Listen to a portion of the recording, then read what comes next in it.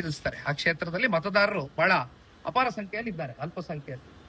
ಅಂತ ಕಡೆ ಕಾಂಗ್ರೆಸ್ನವರು ಒಬ್ಬ ಮುಸಲ್ಮಾನ್ ಬಾಂಧವನಿಗೆ ಟಿಕೆಟ್ ಕೊಡದಿರ ಅಲ್ಲಿ ಇವಾಗ ಜಬ್ಬಾರ್ ಅವರು ಮತ್ತೆ ಇವರು ನಜೀರ್ ಅಹಮದ್ ಅವ್ರನ್ನ ಕೈ ಬಿಟ್ಟಿರ್ತಕ್ಕಂಥದ್ದು ನೋಡಿದ್ರೆ ಒಂದ್ ರೀತಿ ಆನು ಕೂಡ ಹೋಗಿದೆ, ದಾನು ಕೂಡ ಹೋಗಿದೆ. ಇನ್ನ ಅಹಿಂದ್ ದಾನ್ ಅಲ್ಲಿ ಹೀ ಹೋಗಿದೆ, ಆ ಹೋಗಿದೆ, ಹೀ ಹೋಗಿದೆ. ದಾ ಅಂತಕ್ಕಂಥದ್ದು ಬಹುಶಃ ಮುಂದೆ ಅದೆಲ್ಲಿಗೆ ಹೋಗಿ ನಿಲ್ಲುತ್ತೋ, ಅದು ಯಾವಾಗ ದಾನು ಕೂಡ ಕಳ್ಕೊಂಡು ಅಹಿಂದ ಅಂತಕ್ಕಂಥದ್ದು ಸಂಪೂರ್ಣ ಛಿದ್ರಗೊಳಿಸ್ತಾರೋ ಗೊತ್ತಿಲ್ಲ, ನೋಡ್ಬೇಕು. ಸರ್, ಜಮೀರ್ ಅವರಿಗೆ ಜೆಡಿಎಸ್ ಪಕ್ಷಕ್ಕೆ ಸ್ವಾಗತ ಇದೆಯಾ ಅನ್ನುವಂತ ವಿಚಾರ ಬಹಳ ಚರ್ಚೆ. ಏನ್ ನೋಡಿಪ್ಪ, ಇದೆಲ್ಲ ಸುಮ್ನೆ ಮಾಧ್ಯಮದಲ್ಲಿ ನಿಮ್ ವಿವೇಚನೆಗೆ ಬಿಟ್ಟಿರ್ತಕ್ಕಂಥ ವಿಚಾರ.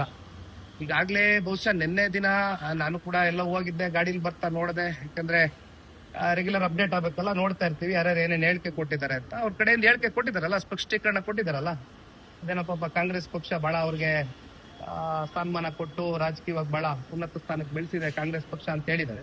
ಹಾಗಾಗಿ ಅವ್ರ ಬಗ್ಗೆ ಯಾಕೆ ಚರ್ಚೆ ಮಾಡ್ತೀರಿ? ನಮ್ಮ ಪಾರ್ಟಿ ಕಟ್ತಕ್ಕಂಥದಕ್ಕೆ ಪಕ್ಷದ ಕಾರ್ಯಕರ್ತರಿದ್ದಾರೆ, ಸಿದ್ಧರಿದ್ದಾರೆ. ಹೋರಾಟ ಕೊಡ್ತಕ್ಕಂಥದಕ್ಕೆ ಎಲ್ಲರೂ ಕೂಡ ತಯಾರಾಗೇ ಮುಂದೆ ಬಂದಿದ್ದೇವೆ.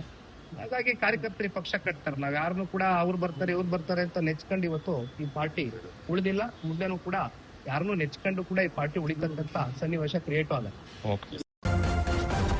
ನ್ಯೂಸ್ ಫಸ್ಟ್ ನಿರ್ಭೀತಿಯಿಂದ ನಿಮ್ಮ ಪರವಾಗಿ.